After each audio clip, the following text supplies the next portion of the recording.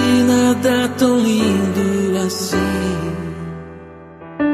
Minhas dores entreguei em suas mãos, e Jesus foi falando pra mim das feridas que eu recebi. Não saíram sangue nem dor. Foi por isso que o mal eu venci, porque delas só saía amor. Foi sempre o meu amor. Foi por você que eu me deixei ser tão chagado e ferido.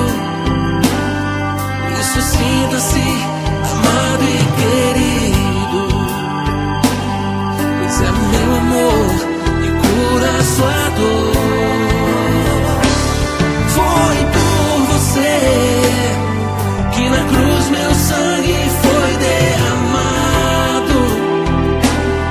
Por isso sinta-se querido e amado, pois é meu amor que cura sua dor, que cura sua dor.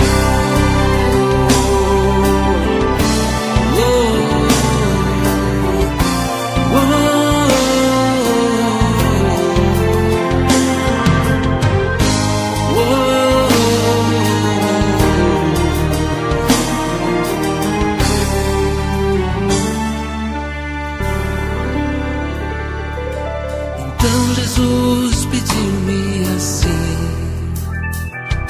que as mágoas estivessem